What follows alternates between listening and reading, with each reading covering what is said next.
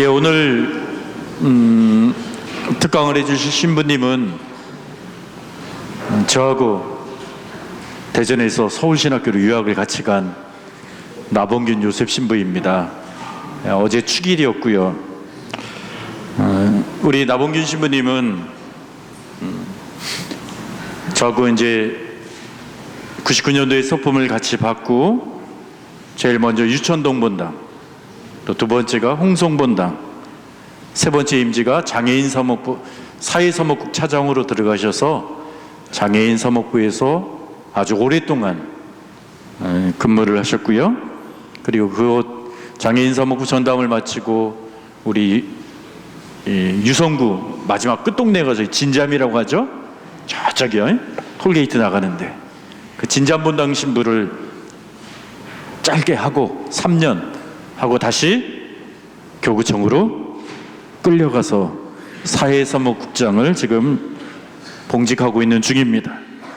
우리 봉다리 신부님은 또 이렇게 관찰하는 게 좀 특별한 것 같아요.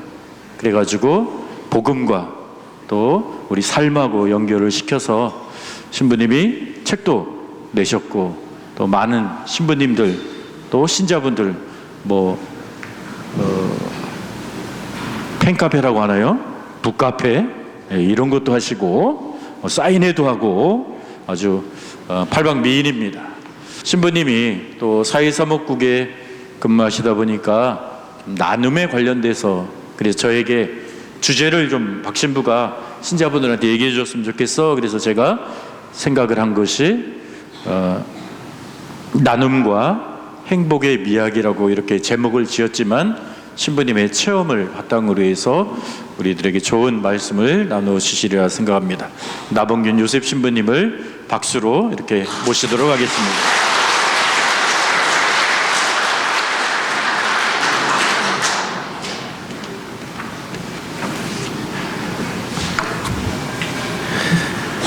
전미수님,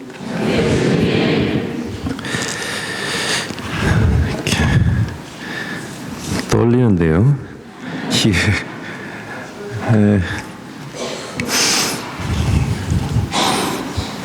먼저 시작기도 마치겠습니다. 성부와 성자와 성령의 이름으로. 시작기도로 이현주 목사님의 뿌리가 나무에게라는 시 읽어드리겠습니다. 네가 여린 싹으로 터서 땅속 어둠을 뚫고 태양을 향해 마침내 위로 오를 때, 나는 오직 아래로 눈먼 손 뻗어 어둠에 치며 내려만 갔다. 내가 줄기로 솟아 봄날 푸른 잎을 낼 때, 나는 여전히 아래로, 더욱 아래로 막힌 어둠을 더듬었다. 내가 드디어 꽃을 피우고 춤추는 나비벌과 삶을 희롱할 때에도 나는 거대한 바위에 맞서 몸살을 하며 보이지도 않는 눈으로 바늘 끝 같은 틈을 찾아야 했다. 어느 날 내가 사나운 비바람 맞으며 가지가 찢어지고 뒤틀려 신음할 때, 나는 너를 위하여 오직 안타까운 마음일 뿐이었으나 나는 믿었다. 내가 이 어둠을 온몸으로 부둥켜 안고 있는 한 너는 쓰러지지 않으리라고. 모든 시련 사라지고 가을이 되어 내가 탐스런 열매를 가지마다 맺을 때, 나는 더 많은 물을 얻기 위하여 다시 아래로 내려가야만 했다. 잎지고 열매 떨구고 내가 겨울의 휴식에 잠길 때에도 나는 흙에 묻혀 가쁘게 숨을 쉬었다. 봄이 오면 너는 다시 영광을 누리려니와 나는 잊어도 좋다. 어둠처럼 까맣게 잊어도 좋다. 성부와 성자와 성령의 이름으로 아멘. 반갑습니다. 제가 한 10년 전쯤에 이렇게 후원의 미사 왔었던 기억이 있는데, 혹시 그때부터 지금까지 계속 계신 분 계신가요? 계신 분 계신가요? 신부님이 저를 소개하는데 틀린 게 많아요. 제가 유천동 본당에 있다가 조치원 갔는데 그것도 빠뜨려 먹고 팬카페는 무슨 팬카페 그런 거 없습니다. 저 그 기기 문명 이런 거에 뭐 카톡 같은 것도 안 해요. 그런 예. 금방 읽어드린 시는 이 뿌리가 나무에게라는 이현주 목사님의 시인데 예전부터 신학생 때부터 좋아하던 시입니다. 마치 우리 신앙인들이 가야 할 길을 알려주는 것 같아요. 나무가 새싹이 돋고 가지를 뻗고 또 잎을 내고 열매를 내고 이렇게 하기 위해서 뿌리는 끊임없이 아래로 어쩌면 우리 신앙인들이 살아야 할 그런 부분을 잘 이렇게 얘기해 주는 그런 내용인 것 같습니다. 제가 겨우내 감기를 걸리지 않고 지냈는데 최근 꽃샘추위에 엊그저께부터 계속 머리가 아파요. 그래서 뭐 결국은 옛날에 했던 얘기 뭐 딱 짝이 있게 하고 그러긴 했는데 이참 준비하느라고 나름 애를 썼습니다. 그렇지만 이 감기 기운 때문에 좀 신통치 않더라도 그냥 그런가 보다 좀 이해를 해주세요. 박 신부님이 이렇게 저를 소개했습니다만 신학생 때 정말 친하게 지냈습니다. 저 간식거리 뭐 금방 먹고 뒤돌아서도 배고플 때 한창 때 간식 많이 챙겨줬어요. 그리고 그 신학교 뒷산에 이렇게 낙산이라고 있는데 거기에 이제 감나무가 열릴 때 감도 따가지고 자기 방 그 커튼 거기에다가 그 잘라가지고 꽃감 만들어서 줄 때 뭐 얻어먹기도 하고 이제 덕을 많이 봤어요. 그런데 요즘에는 자기만 먹는지 자기만 살이 뒤룩뒤룩 찌는 것 같습니다.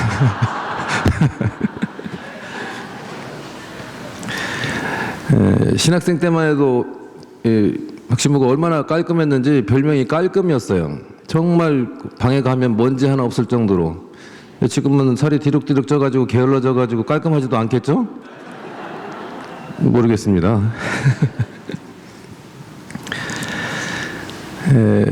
본당 신부님 별명은 깔끔이고 제 별명은 봉다리입니다. 제 이름이 나봉균인데 신학교 들어갈 때는 그 입학 원서에다 리을로 썼었어요. 라봉균 이 발음하기가 어려워서 그런가 사람들이 언제부턴가 봉다리 뭐 봉다라 이렇게 부르더라고요. 피부가 까맣기 때문에 이제 호가 붙었죠. 까만 봉다리.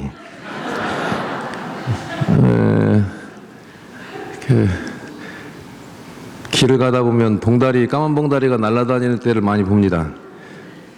누가 그걸 밟고 가면 제가 왜 가슴이 아픈지 운전하다가도 그거 보면 일부러 좀 피해 다니기도 합니다. 늘 이런 시간에 꼭 말씀드리는 부분 중에 하나인데 검은 봉다리를 보실 때 앞으로 저를 위해서 화살기도 한 번씩 해주세요. 해주시겠습니까? 네, 고맙습니다. 깔끔히도 한번 생각해 주세요. 본격적인 말씀에 앞서서 제가 알고 있는 제 세상에서 제일 재미있는 제가 알고 있는 얘기 하나 들려드리겠습니다. 아침마다 무작위로 성경책을 펼쳐보는 자매님이 있었답니다. 어느 날 아침에 성경책을 펼쳤는데 마태복음 27장 5절의 말씀이 눈에 띄었답니다. 유다는 그 은돈을 성전 안에다 내던지고 물러가서 목을 매달아 죽었다. 아침부터 기분이 찝찝하죠. 목 매달아 죽은 얘기 나오니까. 그래서 다시 하고서는 펼쳤습니다. 이번에는 루카복음 10장 37절의 말씀이 나왔답니다. 너도 가서 그렇게 하여라. 더 기분이 찝찝해진 자매님이 3세판 하고서 다시 펼쳤습니다. 그때 이번에는 사도행전 22장 16절의 말씀이 나왔답니다. 무엇을 망설입니까?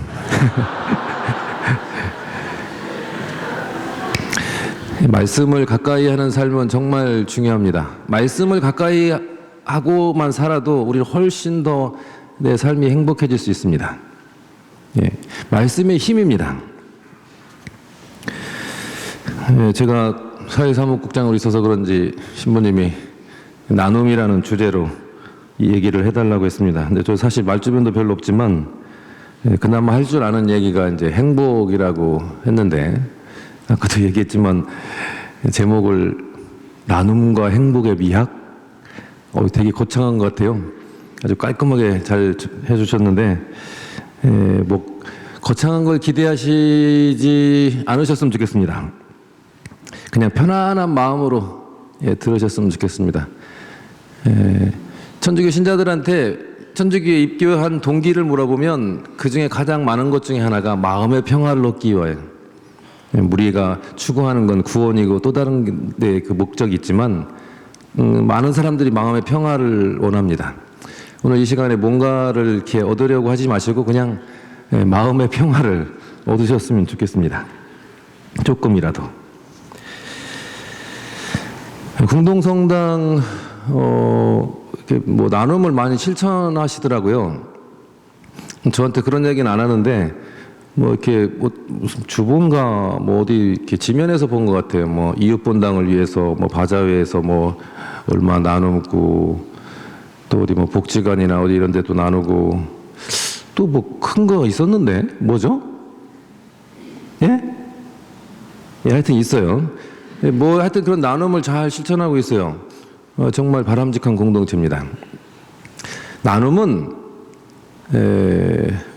우리 교회가 이 세상에 있으면서 세 가지를 꼭 해야 돼. 이게 빠지면 교회가 아닙니다. 교회 세 가지 본질인데 하나가 복음을 전하는 거예요. 예. 또 하나는 전례, 그 다음에 나눔입니다. 다시 말해서 봉사, 사랑 실천. 이게 빠지면 교회가 본질을 놓치고 있는 거예요. 그거는 본당 공동체 차원에서 해야 될 일이 있고 교구 차원에서 해야 될 일이 있고 각 개인이 해야 될 일이 있습니다. 예. 예, 공동체 차원에서 잘하고 계셔서 감사하다는 말씀 먼저 드립니다. 제가 어제 성경을 확인해 봤더니 나눔이라는 거가 별로 그렇게 많지 않더라고요, 성경에. 그런데 행복이라는 거는 무려 319절에 나와요, 성경에. 이게 무슨 뜻이에요? 성경에 하나님만 말씀 아니에요. 하나님께서 우리가 행복하기를 그만큼 바라신다는 뜻입니다. 그리고 행복으로 나아가는 길은 정말 많습니다. 우리가 그 길로 때로는 잘 나아가지 않으려고 할 뿐입니다.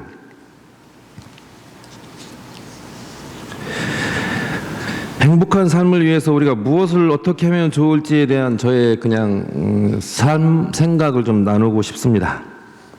그 첫 번째로 나눔의 기회를 놓치지 마십시오. 이런 말씀을 드리고 싶습니다. 나눔의 기회를 놓치지 마십시오. 아주 작은 사랑 실천을 하기만 해도, 나눔을 실천하기만 해도 우리는 정말 행복감을 느낄 수 있습니다. 제가 올해 1월 1일에 주기님 모시고 대흥동 주교사 성당에서 미사를 하고, 거기서 뭐 밥을 주는 것 같던데 이주 사목을 하는 이진욱 신부하고 둘이 교구청 동네로 와서 올갱이 해장국집을 갔어요. 그래서 해장국을 이렇게 먹고 있는데 또 어떤 자매님들이 들어오시더라고요. 뭐 테이블이 너무 그냥 바짝바짝 붙어가지고 옆에 앉으셨는데 제가 들으려고 해서 들은 게 아니라 대화 내용이 자연스럽게 들리는데 뭐 마리아, 뭐 안젤라 막 뭐 그러는 거예요. 아마도 이분들도 보니까 가까운 송천동 성당에서 미사하시고 오셔서 점심을 드시는 것 같아요. 그 내용 중에 본당 신부 욕을 하고 있었으면 제가 그렇게 안 했을 텐데 누가 하여튼 그런 거 없었고, 제가 땀을 삐질삐질 흘리면서 탕 다 부지런히 먹고서는 이제 나가면서 계산을 하는데 그분들 것까지 같이 계산을 했어요. 그러고서 이렇게 나오는데 그 옆에 있던 이 후배 신부가 자매님들한테, 자매님들 저분이 그 계산했어요. 이따 갈 때 계산하지 마세요. 그러는 거예요. 그냥 그분들이 눈이 완전 휘둥그레지는 거예요. 누군데? 그래서 뭐 교구청에 사는 신부예요 하면서 이렇게 나갔어요. 근데 한 번도 본 적이 없는 분, 물론 우리는 신자니까 그냥 다 형제 자매니까 뭐, 예. 근데 왜 그런 마음이 들었는지 모르겠지만 그러고 싶었어요. 또 더군다나 새해 첫날이랑. 그러고 나오는데 정말 행복한 거예요. 예. 그리고 나와가지고 저분들이 새해 첫날 누군가가 뭐 잘 모르는 사람이 밥을 사줬다. 얼마나 기쁜 마음일까? 이것만 생각해도 행복한 거예요. 저는 종종 아는 사람을 만나면 식사 자리에서 그렇게 하곤 합니다. 그리고 어떤 경우에 많은 분이나 선배 신부님들이 제 걸 계산해주고 나갈 때도 있어요. 그렇게 하는 분들의 그 마음은 정말 그분들의 마음을 잊을 수가 없죠. 어쩌면 별것도 아닐 수 있어요. 올갱이 몇 그릇 그 값이 얼마나 되겠어요. 그런데 그걸 하면서 나는 행복해요. 받는 사람도 행복하고. 그래서 그냥 나눔은 아무리 작은 걸 하더라도 그냥 그 자체로 실천하면 참 행복으로 바로 이어지는 것 같습니다.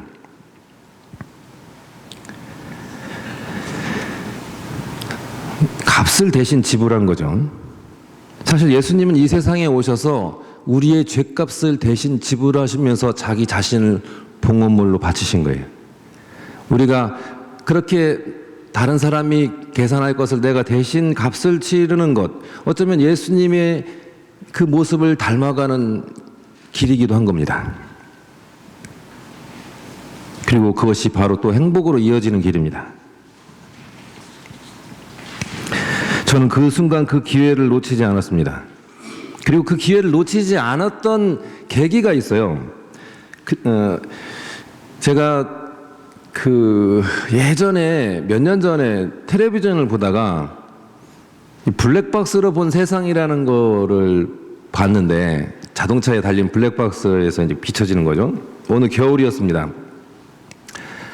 어느 이렇게 언덕길이 이렇게 쭉 있었는데 어느 차가 못 올라가고 거기서 미끄러져 있었어요. 그리고 그 앞에도 차 몇 대가 가장자리에 차가 이렇게 있는 거예요. 그런데 어떤 그 SUV 차가 쭉 오더니 한쪽에 차를 세우고서는 그 앞에 있는 차부터 뒤에서 밀어주는 거예요. 그리고선 여기서 찍고 있는 이 차에서 와가지고 뒤에서 밀어드릴까요? 하면서 이렇게 완전 감동이었습니다.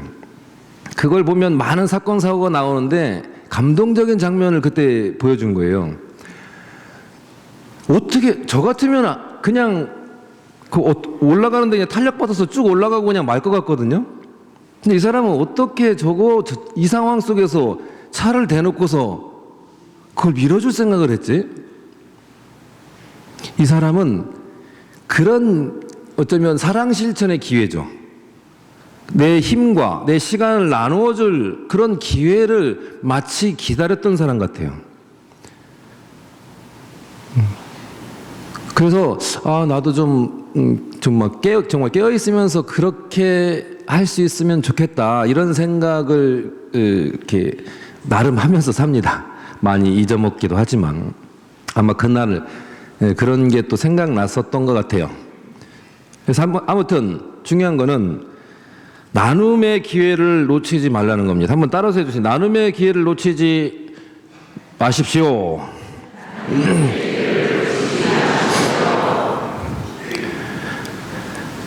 두 번째는 기꺼이 주십시오입니다. 기꺼이 주십시오. 한번 따라서 해주시겠습니까? 기꺼이 주십시오. 어느 날 제가 저 자신한테 물어봤습니다. 봉달아, 너는 꿈이 뭐냐? 뭐 예전에는 뭐 장애인 사무국 갈 때 뭐 또 하겠고 이런 꿈들이 있었는데, 또 그전에는 또 신부가 되겠다는 거라든지 여러 가지 꿈이 있었는데 어느 순간부터 꿈이 없더라고요. 그래서 이게 사람이 꿈이 없이 사는 거는 좀 바람직하지 않다 해서 저 자신한테 시간을 주고 꿈을 찾는 시간을 가졌습니다. 한참 후에 제 꿈을 발견했어요. 이 꿈이 뭐냐면, 하나님께서 저한테 생명을 언제까지 허락해 주실지는 모르겠지만 그냥 그래도 상식적으로 어느 정도까지 산다고 칠 때 살아가는 동안 내가 만나는 사람 약 100명, 103이 성인 생각해서 103명 정도한테 내가 예수님이 되어주자, 이걸 내 꿈으로 삼기로 정했습니다. 그 예수님이 되어준다는 건, 만약에 내가 만나는 사람 중에 어느 분이 경제적으로 어려워서 힘들어한다, 그걸 제가 정말 마음으로부터 느꼈다. 그분한테 예를 들면 100만 원을 주겠다. 살아가는 동안. 혹은 어떤 분이 정말 어려워서 면담을 하고 싶어요. 때로는 그것이 지속적인 면담이 될 수도 있고. 사실 신부가 본연의 임무기도 하지만 면담이 그렇게 좋은 재미난 종목은 아니죠. 그렇지만 그것을 내가 꿈으로 정해놓고 살면 면담을 청해요. 싫지만 우선 당장에 싫은 느낌이 들겠지만 내 꿈을 이뤄줄 사람이라고 생각하면 기꺼이 할 수 있을 것 같아요. 실제로 그렇게 하고 있습니다. 제가 지금 자랑하려고 말씀드리는 거 아닌 거 아시죠? 제 삶을 나눠야 되기 때문에 그냥 드리는 말씀이에요. 그래서 저는 어떤 분들한테 정말 100만 원 기꺼이 드립니다. 그리고 그때마다 행복해요. 그리고 그때 그분의 눈빛을 보면 행복하지 않을 수가 없어요. 최근에도 어떤 분이 면담을 하자고 그러는데 정말 오랜만에 10년, 20년 그 이상 만에 연락을 한 사람들 치고서 뭔가 저한테 이렇게 이걸 맞는 표현이 아닙니다만 저한테 뭐 이렇게 기쁜 일이 되고 득이 되는 일은 별로 없는 것 같아요. 뭔가 어려울 때 이제 연락을 해요. 이렇게 왠지 싫은 느낌이 인간적으로 듭니다. 그렇지만 그런 마음 접고 내 꿈을 이뤄줄 사람을 생각하고 만납니다. 정말 정확하게 논리적으로 이렇게 얘기를 하면 참 좋을 텐데 보통 그렇지 못한 경우들이 다반사예요. 그래도 들어주는. 그러고서 어쨌든 그러고서 이제 떠나 보냅니다. 나름 흐뭇한 생각을 한편으로 갖지만 다음에 얼마 안 지나서 또 이제 연락으로 해요. 참 영양가 없고 나만 진 빠지는 일인데 피하고 싶은 마음이 막 스물스물 올라옵니다. 그래도 내 꿈을 이뤄줄 사람을 생각하면서 이렇게 만나 주려고 노력합니다. 내가 함께 하면서 정말 도움이 된다고 생각된다면 더 기꺼이 할 수 있을 텐데 또 많은 경우 참 피로만 누적되는 것 같아요. 그럼에도 내 그 인간적인 마음들을 좀 내려놓고 그렇게 하려고 그런 지향을 갖고 삽니다. 아무튼 기꺼이 내어주는, 나눠주는 그런 모습이 필요한 것 같습니다. 어제가 제 축일이라 이래저래 돈이 많이 들어왔어요. 어려운 분은 저한테 말씀해 주시면 제가 100만 원을 드릴 수 있습니다. 제 번호는 박신부 번호가 뭐지? 제 번호는 박신부 번호가 뭐죠? 진짜로 농담이 아니고 뭐 그런 사연이 있으면 박신부님한테 말씀을 하시면 제가 기꺼이 드리겠습니다. 왜냐하면 그렇게 할 때 제가 행복해지기 때문에 그렇습니다. 돈을 쌓아둬봤자 뭐합니까?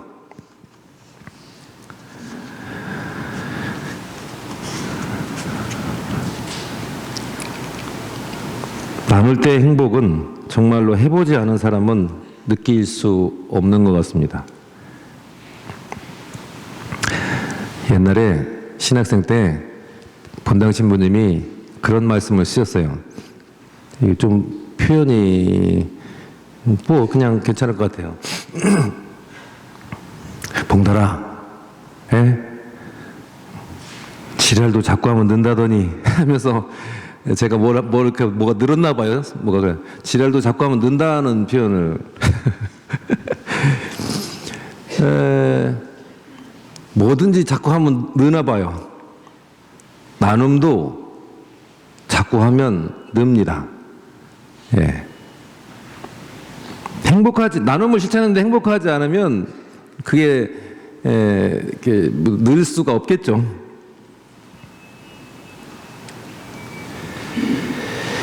예수님이 되어주는 것이 내 꿈이든 아니든 능력이 되는 만큼 가진 것을 나누고 남에게 주자는 겁니다. 기꺼이 주자는 겁니다. 평생 모았다가 한꺼번에 주시는 분 봤습니다. 저희 대전 가톨릭 사회복지에 몇 년 전에 20억을 주신 분이 있어요. 그래서 그 이자를 가지고 어려운 분들 해마다 돕는 일에 씁니다. 그분을 수원에 사시는데 그분을 1년에 2번 정도 찾아뵙고 인사를 드립니다. 정말로 그분들 삶이 아름답습니다. 카이스트에도 100억인가, 서울대에도 50억인가, 아마 거꾸로인가 아마 그렇게 기부를 하신 걸로 알고 있어요. 아무튼 그 금액이 중요한 게 아니고 남을 위해서 내 거를 기꺼이 내어놓을 수 있는, 한 방에 내어놓는 것도 좋지만 제가 생각할 때는 살면서 수시로 그런 거를 하면 좋을 것 같습니다.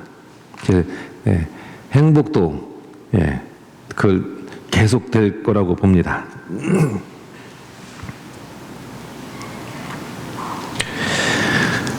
요즘 같은 세상에 왜 피 같은 돈을 남한테 줘? 약간은 좀 미친 짓입니다. 세속적인 눈으로 바라보면. 약간은 미친 것 같지만 거기에 기쁨이 있기 때문에, 그리고 주님께서 원하신다는 확신이 있기 때문에 우리는 그렇게 하면서 살아야 합니다.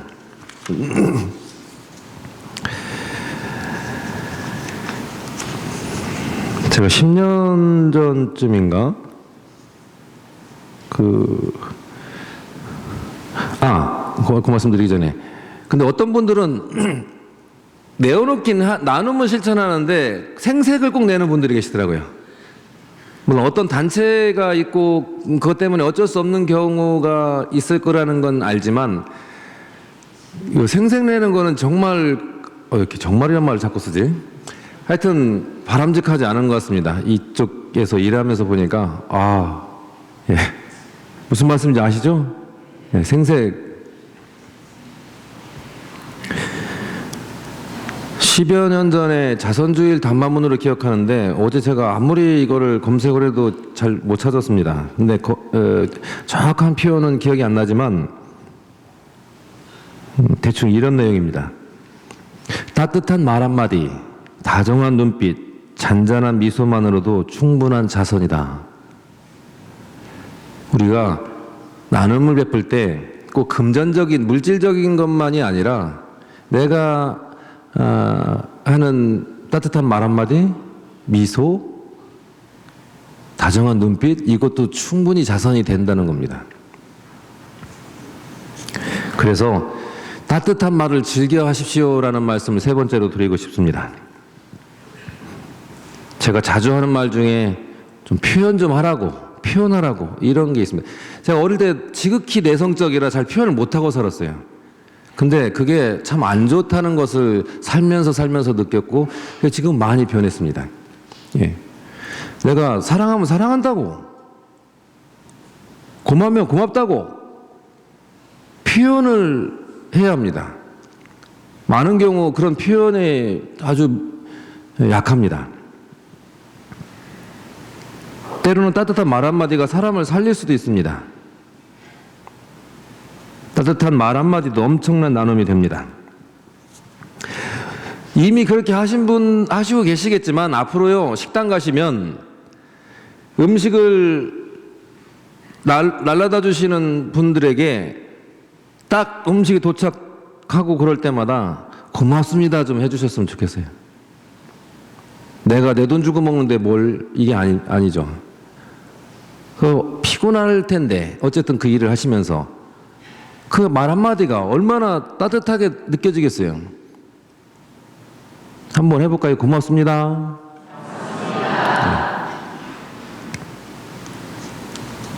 따뜻한 말 표현을 입버릇처럼 해주셨으면 좋겠습니다. 루카복음 17장에 보면 예수님께서 나병 환자 10사람을 고쳐주는 대목이 나옵니다. 그 중에 몇 사람이 돌아왔어요? 오직 한 사람만. 예수님, 스승님, 저희에게 자비를 베풀어 주십시오. 그저 예수님께서 가서 사제들에게 너희 몸을 보여라. 가는 동안 몸이 깨끗해진 걸 압니다. 그 중에 한 사람만 돌아왔습니다. 그러자 예수님이 10사람이 깨끗해지지 않았느냐? 그런데 9은 어디에 있느냐? 이 외국인 말고는 아무도 하나님께 영광을 드리러 돌아오지 않았다는 말이냐? 이게 무슨 말씀이에요? 이렇게 표현을 안 해. 10명인데 고작 한 사람만 표현하는 거야? 표현 좀 하면서 살아. 몸이 깨끗해져. 나병이 나섰는데.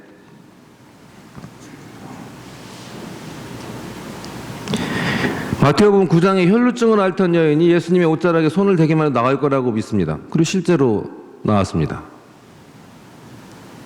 예수님이라면 내 병을 낫게 해주실 거라는 믿음이 있었어요. 그 믿음을 옷자락에 손을 가져다 대는 이것도 표현인 거죠.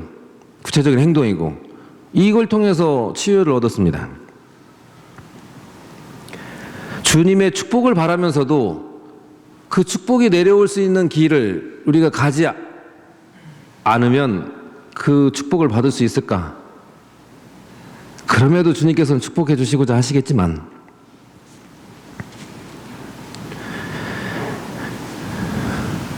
박 신부님 얘기대로 제가 2015년 5월에 책을 출간했습니다.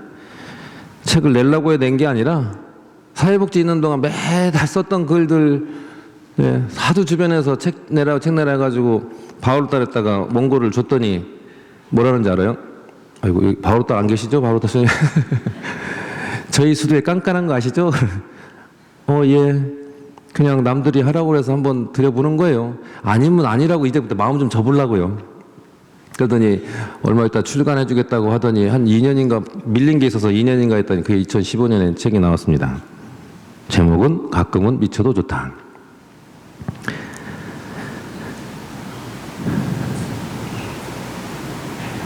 돈을 인세가 나오잖아요. 인세가 나오면 사회복지 기금으로 쓰겠다고 책 뒤에 나오거든요. 네, 제가 그 말을 괜히 한 것 같아. 의외로 책이 많이 팔려가지고 한 3천만 원 벌었어요. 최근까지 14세가 나왔어요. 그래서 돈 많이 벌었어요. 그거 하지 말았어야 되는데.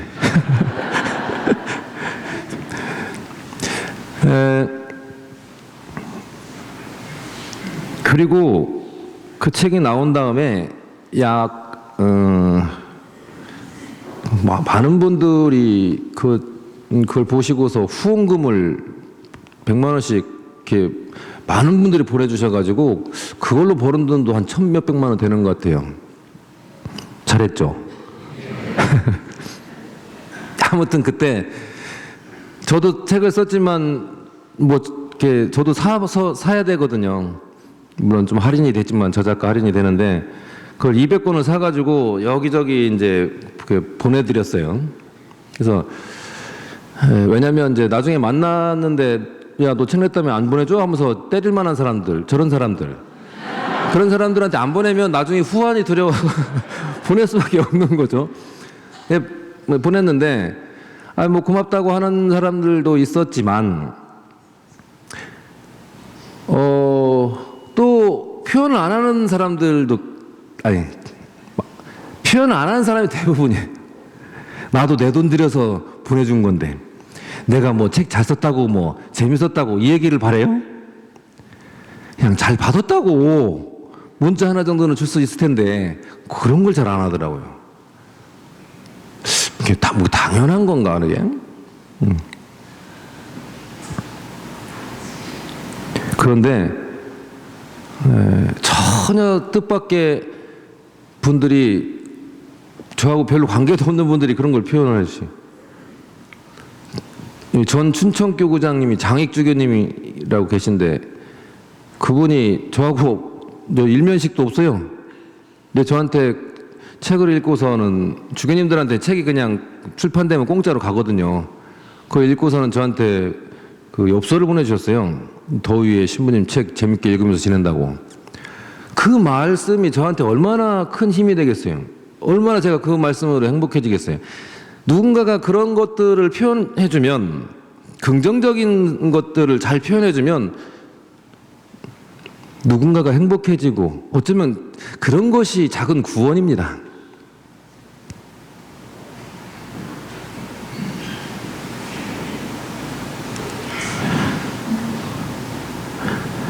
근데 많은 경우 아예 표현조차 하지 않습니다. 박신부 했나? 안 한 것 같은데. 기억이 없네.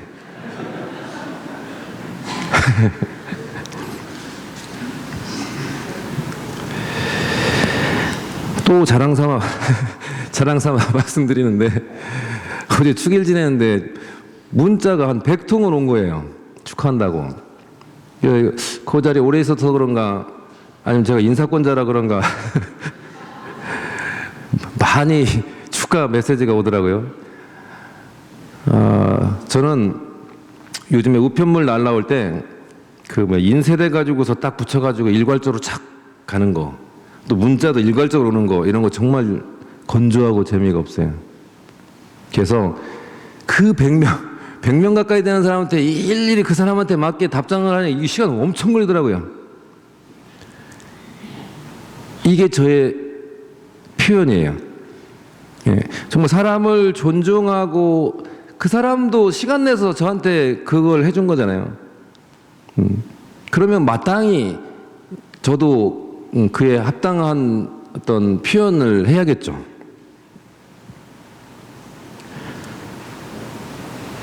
삶의 태도에 대해서 생각해 보자고 드리는 나눔입니다. 제가 중학생 때 봤던 영화가 있는데 아주 인상적이라 지금도 아주 선명하게 기억하고 있습니다. 홍금보 아시죠? 홍금보 모르세요? 네, 홍콩 영화배우 홍금보, 뭐 성룡이랑 거의 예. 홍금보가 나온 영화였는데, 홍금보가 그 마트 점원의 사랑에 빠져요. 그래서 뭐 살 것도 없는데 매일 거길 가는 거예요. 보려고. 그래서 어느 날 친구랑 같이 갔는데 딱 친구가 눈치를 챈 거예요. 너 좋아하지? 그렇대. 프로포즈 해봤어? 안 했다고. 그때 친구가 해준 말이, 네가 프로포즈를 하면 잘 될 확률이 반반이지만 하지 않으면 확률은 제로다. 제가 그때 그 대사가 늘 기억이 나서 저를 좀 더 적극적으로 살게 해줬던 것 같아요. 예. 표현을 할 수 있도록 이끌어준 그 영화의 대사예요. 때로는 표현하지 않는 것이 좋을 때도 있습니다. 그러나 많은 경우에 이렇게 표현을, 따뜻한 말로써 표현을 할 필요가 있습니다. 그것도 큰 나눔 실천입니다. 부정적인 감정이 들 때도 때로는 적절히 지혜롭게 정말 기도하면서 표현할 필요가 있습니다. 나 이러이러해서 서운했다고. 상처는 드러나야 치유가 되기 때문에 그렇게 아픈 것도 좀 표현을 할 필요가 있습니다. 이번에 네 번째, 이건 최근에 제가 이렇게 생각이 자꾸 드는 대목인데, 평소에 입꼬리를 좀 올립시다, 이 말씀을 드리고 싶어요. 입꼬리를 올리는 것도 나눔이라고 저는 생각이 들어요.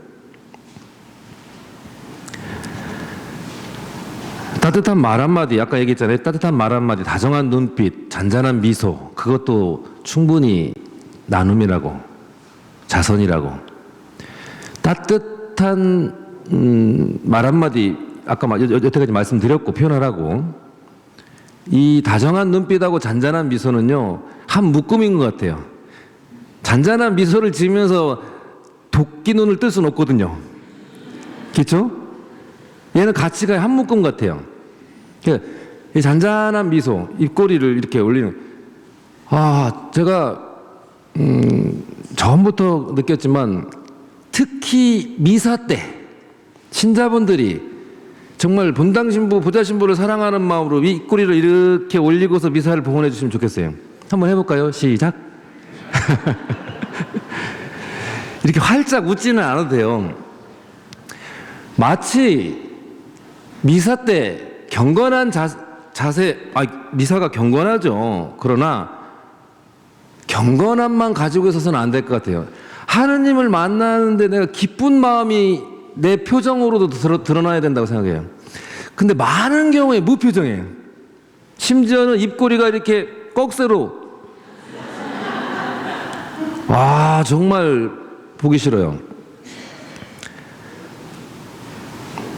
얘를 이렇게 웃는 거하고 중간쯤 의도적으로 좀 해주셨으면 좋겠어요. 나는 적어도 미사 시간에, 평상시에도 의식적으로 해주셨으면 좋겠고, 미사 시간에 하느님께 봉헌하는 마음으로 내가 합장하듯이 내 얼굴 표정은 입꼬리가 올라가는 거예요. 아주 좋아요. 네.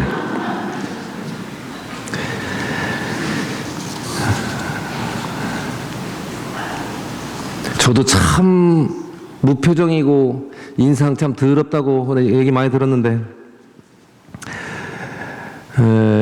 제가 최근에 머리를 깎았는데 어떻게 해도 마음에 안 드는 거예요. 그래서 보통 머리를 내리는데 오늘 좀 올렸어요. 괜찮아요? 괜찮냐?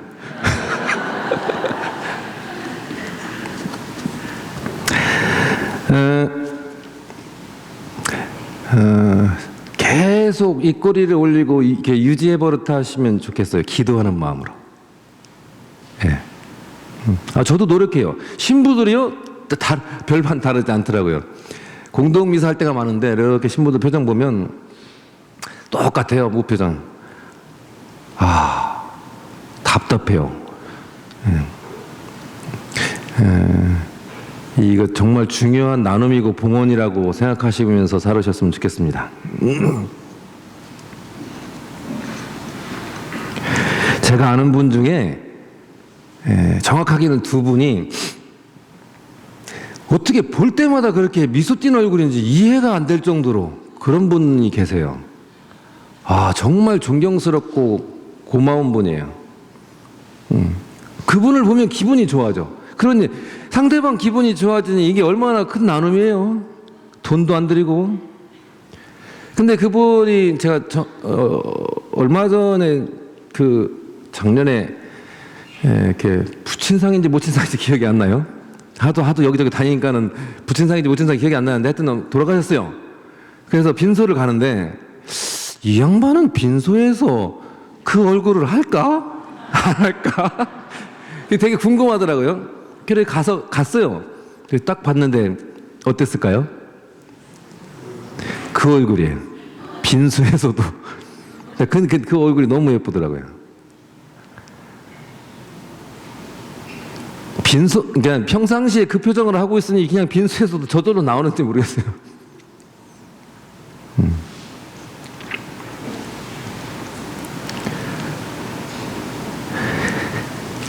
천부적인 하느님이 주신 그런 좋은 인상이 있을 수 있겠죠. 예쁘고 잘생기고. 하늘도 무심하시지. 천부적으로 별로 이렇게 잘생기지 못한, 예쁘지 못한 얼굴이 있을 수 있겠죠. 하늘이 주신 얼굴에 미소를 띠면 얼마나 더 좋겠어요.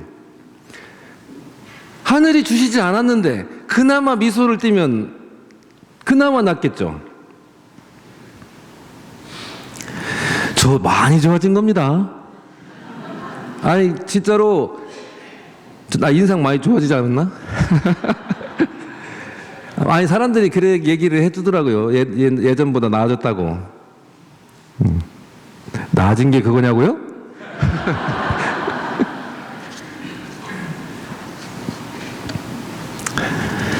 미소를 나눠주십시오. 본인뿐만 아니라 많은 이들이 행복해집니다. 법정 스님이 쓰신 책에서 읽었는데 이런 글이 있습니다. 산에서 살아보면 누구나 다 하는 일이지만 겨울철이면 나무들이 꺾이고 만다. 모진 비바람에도 끄떡 않던 아름드리 나무들이 꿋꿋하게 고집스럽기만 하던 그 소나무들이 눈이 내려 덮이면 꺾이게 된다. 가지 끝에 사뿐사뿐 내려 쌓이는 그 하얀 눈에 꺾이고 마는 것이다. 깊은 밤 이 골짝 저 골짝에서 나무들이 꺾이는 메아리가 울려올 때 우리들은 잠을 이룰 수가 없다. 정정한 나무들이 부드러운 것에 넘어지는 그 의미 때문일까? 산은 한겨울이 지나면 앓고 난 얼굴처럼 수척하다. 바닷가의 조약돌을 그토록 둥글고 예쁘게 만든 것은 무쇠로 된 정이 아니라 부드럽게 쓰다듬는 물결인 것을. 내가 행한 작은 사랑 실천이, 나눔이, 따뜻한 말 한마디가, 미소가, 다정한 눈빛이 아무것도 아닌 것 같은 그것이 아무것도 아닌 게 아니라 결정적인 역할을 할 때가 옵니다.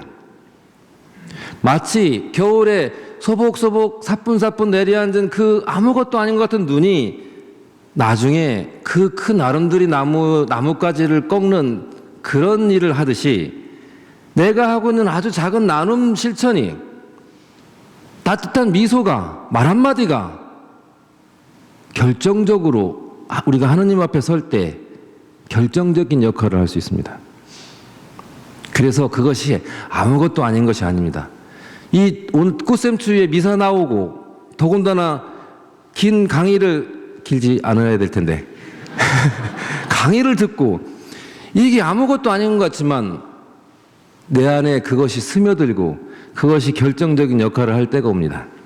우리가 하느님을 만날 때.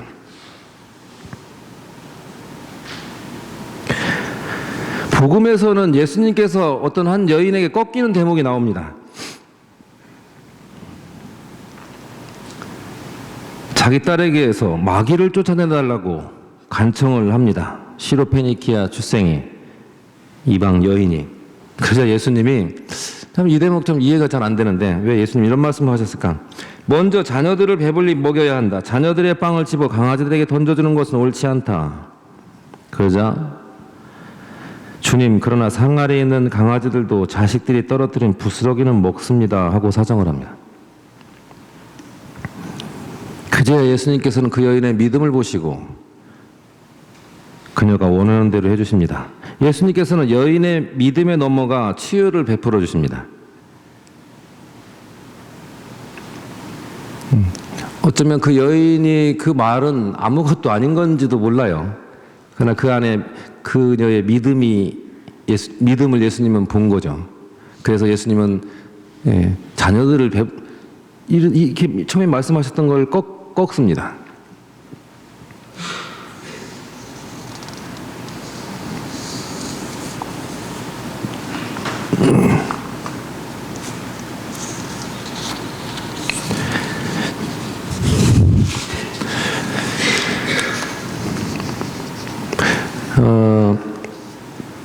제가 결혼 주례를 가끔 하게 되는데 그때 거의 빠뜨리지 않고 하는 말 중에 하나가 이겁니다.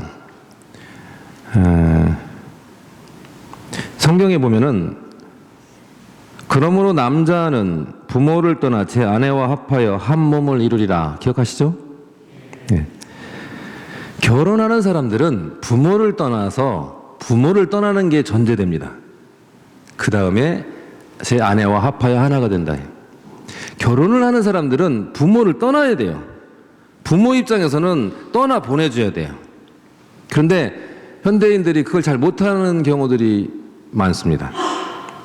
자식들도 스스로 독립할 마음을 가져야 되는데 그걸 잘 못하는 경우도 많고, 부모들도 떠나 보내줘야 되는데 자식 새끼가 내 소유물은 아니지만 그래도 어쨌든 내 품에 있을 때 내 거라고 한다면, 또 결혼을 하면 소유가 넘어가는 걸로 생각할 필요가 있는 거예요. 아내 거가 되고 남편 거가 된다고. 그 마음은, 아니 관계가 없어지는 건 아니죠. 그렇지만 그런 마음을 가져줘야 됩니다. 지나치게 간섭하거나. 그래서 자기들끼리 행복할 수 있게, 서운한 것도 있겠지만 떠나 보내줘야 돼요. 그리고 자식 입장에서는 떠나와야 됩니다.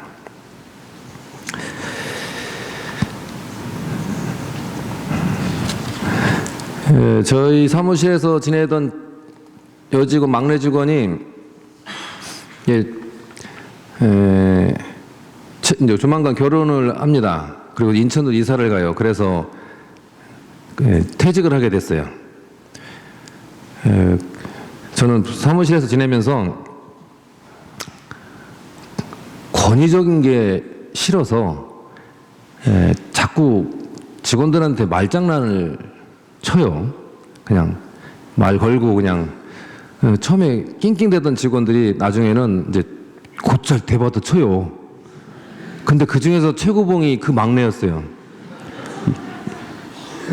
저는 대전가톨릭 사회사무국장이면서 사회복지법인 대전가톨릭 사회복지 회장이라는 직함이 있거든요. 학생 때 못 해본 회장을 하니 얼마나 가문의 영광이에요. 근데 실제적으로 사무실에서는 저는 그냥 사장님 나빠요 할 때 그냥 그 사장님이에요. 그리고 회장님이 그 친구예요. 그 막내. 왜냐면 제 위에 있으니까. 근데 그 직원이, 왜냐면 저는 그런 분위기가 좋아요. 직원들이 저를 갈구고 박해하고 그러면 기뻐요.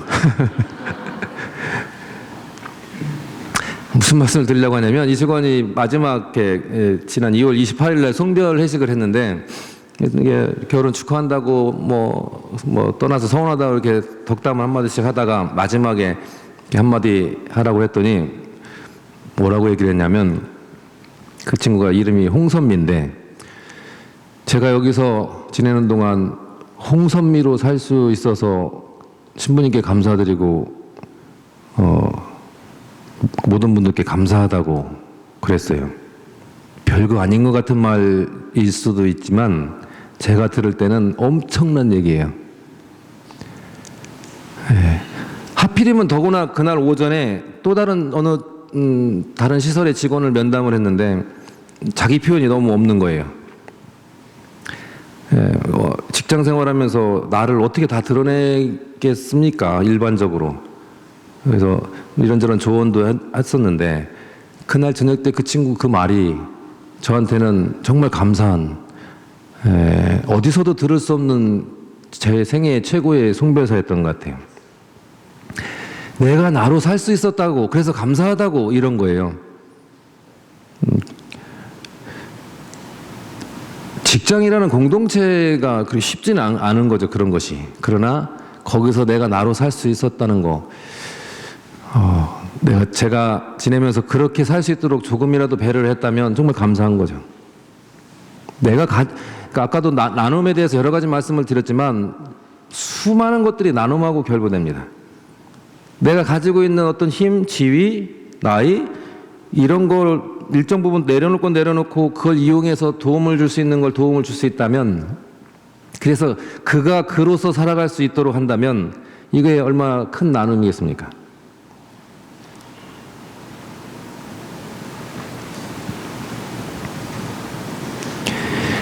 어제 요셉 축일날 복음에 이런 대목이 나오죠.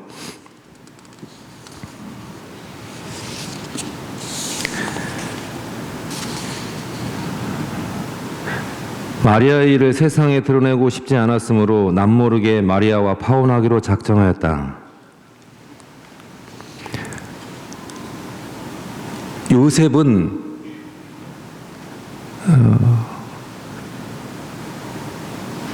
만약에 다른 남자가 있다면 그 길을 가라고, 내가 사랑하지 않아서가 아니라 사랑하는데 너의 길을 가라고 마리아에게, 마리아가 마리아의 삶을 살 수 있도록 배려해 준 겁니다.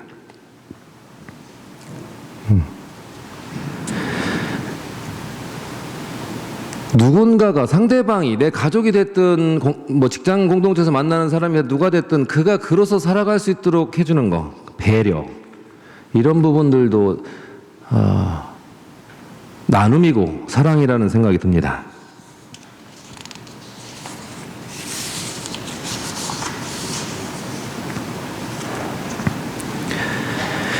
나눔을 실천하면서 뭔가 보상을 기대하지 마십시오라는 말씀을 드리고 싶습니다. 지루해지는데 재밌는 얘기 또 하나 들려드릴게요. 아까 얘기 드렸던 거는 성경 말씀 나오는 거는 첫 번째로 재밌는 얘기고, 이건 제가 알고 있는 두 번째로 재밌는 얘기인데, 어느 날 우체국에서 편지를 정리하던 한 직원이 좀 이상한 주소를 발견했답니다. 주소 수취인란에 하늘나라 하느님이 계신 곳이라고 쓴 거예요. 그래서 이거를 어디다가 보내라는겨 하고서는 이렇게 뭐 상의를 했더니 일단 내용 좀 뜯어보자고 뜯어봤더니, 하느님 갑자기 돈 100만 원이 필요합니다. 급히 쓸 데가 있는데 돈을 구할 수도 없고 도무지 어떻게 할 수가 없습니다. 제발 100만 원만 이 주소로 보내주세요. 그리고 주소 이렇게 아무개. 네. 편지 내용을 읽어본 우체국 직원이 어이없기도 하고 많이 어려운가 본데 도움을 줘야 하나 싶기도 해서 이제 직원들끼리 상의했다 봅니다. 근데 우체국장이 결론을 내리기를, 그러면 우리가 돈을 좀 모아서 보내주자 하고 직원들이 돈을 걷었대요. 근데 돈을 모았는데 50만 원밖에 못 모아진 겁니다. 그래서 이거라도 보내자고 보냈습니다. 며칠 후 답장이 왔답니다. 하느님, 보내주신 돈은 잘 받았습니다. 100만 원의 절반인 50만 원밖에 없더라고요. 처음에는 의아했습니다. 이것이 진정 하느님의 뜻인가 하고요. 그러나 부족했지만 그 돈 잘 썼습니다. 감사합니다. 아무튼 나머지 돈은 그 망할 놈의 우체국 직원놈들이 떼어먹었나 봅니다. 빌어먹은 놈들.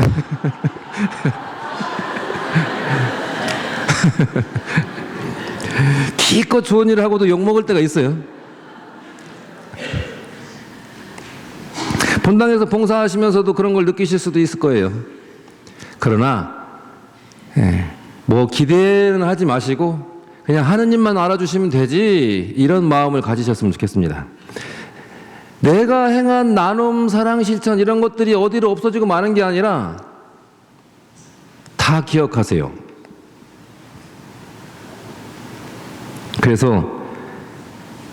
그리고 하느님께 다 갚아주시니까 굳이 사람에게 기대하지 않으셨으면 좋겠습니다.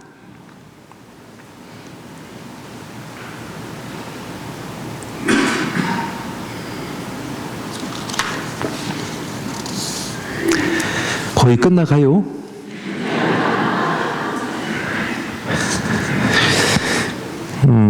그 다음에 이제 7번째로 나눔의 삶을 몸에 배게 하라는 말씀을 드리고 싶습니다. 지금은 뭐 시설이 달라졌지만 전이에 제가 옛날에 차장 시절에 대전에서 전이를 이렇게 주일날 가서 미사를 드리고 그랬는데 이제 치매센터에서 미사를 하는데 거기 치매센터 직원들이 이제 아마 뭐 1년에 한 번이든 이렇게 그 어르신들의 그 인지능력, 숫자 인지능력 평가를 하나 봐요. 할아버지 10 빼기 2는 뭐예요? 이렇게 물었더니 10 빼기 2를 빼면 피나지 뭐 이렇게 대답을 했대요. 그래서 아니 그게 아니고요, 사과 10개가 있는데 2개를 먹으면 몇 개가 남냐고요. 그랬더니 누가 내 허락도 없이 사과를 먹으라고 이렇게 노발대발 하셨대요. 그런데 어떤 분은 같은 그 인지능력 테스트를 하는데 어떤 분은 사과 10개가 있는데 2개를 먹으면 몇 개가 남아요? 그랬더니 2개를 먹었어? 왜 더 먹지 그래?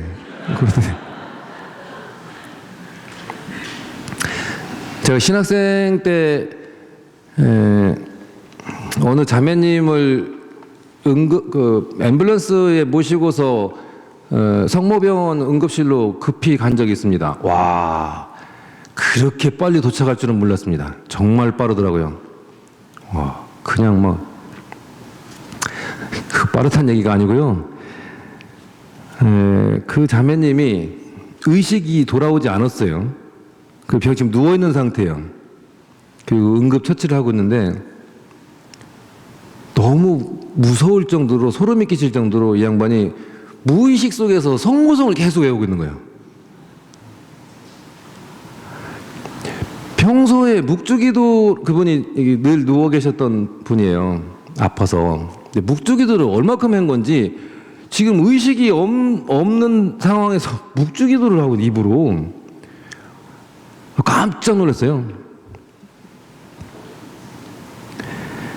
치매에 걸리면 내가 내 의식을 통제를 못 하잖아요.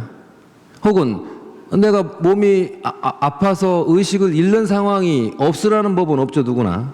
그럴 때, 그런 상황이 왔을 때 내 안에서 구린 것이 나오지 않을까 걱정되기도 합니다. 어느 분처럼 왜 2개만 먹어서 더 먹지 그래? 이게 몸에 배어 있는 거예요. 나누고 내어주고 사랑한 그것이 은총이 가득하신 마리아님 기뻐하소서 주님께서 함께 이게 배어 있는 거예요. 무의식 속에서도 나올 만큼. 그런 날을 대비해서라도 가급적 평소에 사랑하면서 살아야겠습니다. 나눔 실천이 몸에 배도록 해야겠습니다.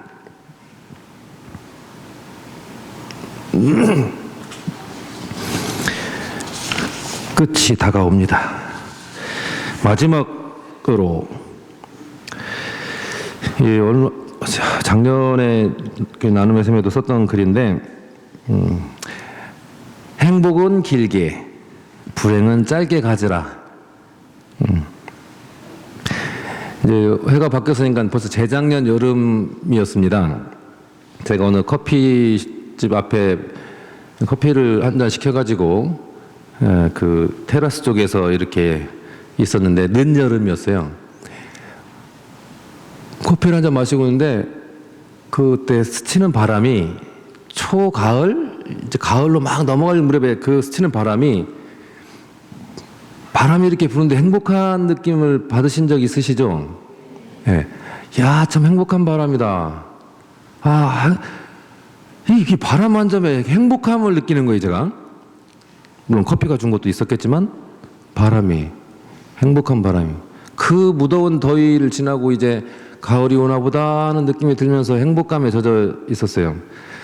그런데 뭐가 그렇게 급했는지 그때 그 자리를 바로 일어서서 다른 일을 하러 가야 했어요. 근데 나중에 생각해 보니까 그게 너무 아까운 거예요. 그냥 바람 맞고 있을 걸. 그 행복감에 좀 젖어 있을 걸. 그래서 제가 내년에 그 바람을 맞이하면 꼭 그 시간 안에 머물러야지 라고 생각을 하고 있었어요. 그리고 나서 그 다음에 이게 작년이죠. 작년 여름 끝자락에 아침이었는데 교구청 제 창가에 앉아서 이렇게 그때도 역시 차 한 잔을 마시고 있는데 그때 불었던 그 바람 같은 그게 느껴지는 거예요. 되게 행복하더라고요. 와, 행복하다. 출근해야 되는데 행복하다. 그래서 제가 뭐 위에 그 막내 회장님이 계시긴 하지만 뭐 사장님이 좀 늦게 간다고 뭐라고 하겠어요? 그래서 오늘은 이 시간을 충분히 즐기다가 1시간 후에 가야지 하고서는 1시간 동안 계속 그 시간을 즐겼어요. 다음에 후회하지 않도록. 드리고 싶은 말씀은 행복이라는 것이 우연찮게 주어질 수도 있고 내가 찾아서 할 수도 있는데 그 느낌, 그 행복감을 충분히 길게 즐기시라고요. 거꾸로 행복하지 않은 시간들이 있어요. 원치 않는데 저도 저희 사회복지예요. 직원이 엄청 많아요. 네 아버지 뭐 하시니? 콘댕싱? 죄송합니다. 그거 되게 귀엽던데. 엄청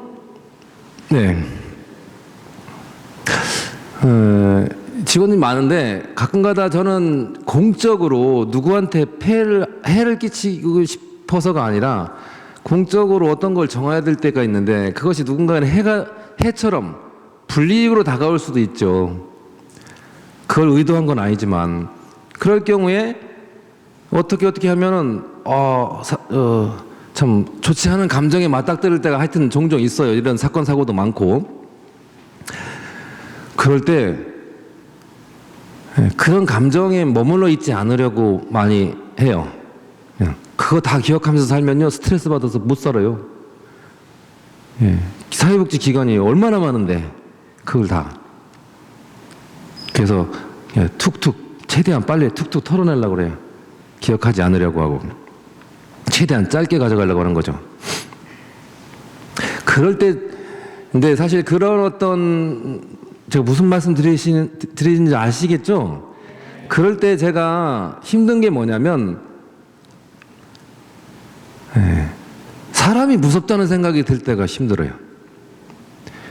그 사건을 해결하는 거는 그냥 해결하면 돼요. 또 시간이 가면 해결되기도 하고. 근데 그럴 때 미소로 다가오지 않는 그 사람, 도끼를 품고 다가오는 그 사람, 뒤통수를 치는 그 사람이 무서운 생각이 들 때, 내가 하느님이 인간을 창조하시고 내가 사랑하시고 나도 그렇게 해야 되는데 그 사람을 사랑하기가 좀 어려워지는 게, 그렇게 사람이 무서워지는 게, 이게 두려워요. 아무튼 불필요한 감정은 떨쳐내고 내 행복한 감정은 충분히 누리고 즐기셨으면 좋겠어요. 행복과 불행의 길이는 조절이 가능하다고 저는 생각합니다. 행복한 시간은 서둘러 끝내지 말고 불행한 시간은 굳이 붙들지 말아야 합니다. 행복을 바라면서도 그 순간에 머무를 줄 모르고 불행을 싫어하면서도 그 순간을 떨쳐낼 줄 모르는 사람은 행복할 자격이 없는 사람인지도 모릅니다. 더 드리고 싶고 나누고 싶은 말씀은 무궁무진하나 요쯤 해야지 제 신상에도 이로울 것 같고 뭐든지 적당한 게 좋죠. 마지막으로 마친 기도로 또 하나의 시를 읽어드릴 텐데, 이 시는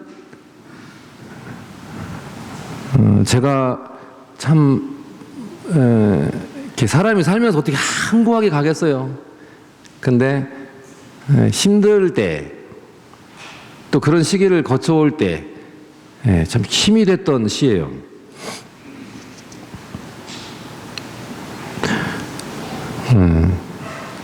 제목은 흔들리며 피는 꽃입니다. 여기 내용에 보면 흔들리지 않으며 피는 꽃이 어디 있냐고 그래요. 흔들리지 않으며 피는 꽃이 어디 있으랴. 사람이 살면서 꽃을 피우고 열매를 맺기까지 흔들리면서 그렇게 가는 거라 이거예요. 내가 조금 그냥 올바르게만 신앙으로 살면서도 올바르게만 가지 않았어도 위로가 되는 그런 말씀이에요. 성부와 성자와 성령 이름으로. 흔들리며 피는 꽃 도종환. 흔들리지 않고 피는 꽃 어디 있으랴. 이 세상 그 어떤 아름다운 꽃들도 다 흔들리면서 피었나니, 흔들리면서 줄기를 곧게 세웠나니, 흔들리면서 꽃망울 고이고이 맺었나니, 흔들리지 않고 피는 사랑 어디 있으랴. 젖지 않고서 피는 꽃 어디 있으랴.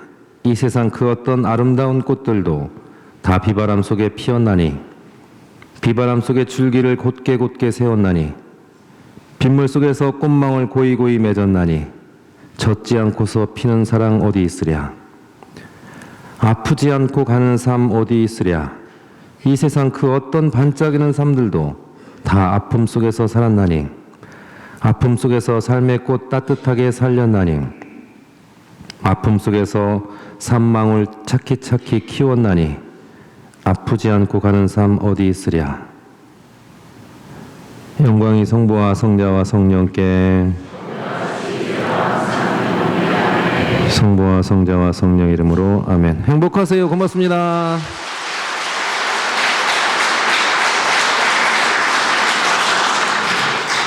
잘 편안하게 영양가 없는 얘기 잘 들으셨죠? 네.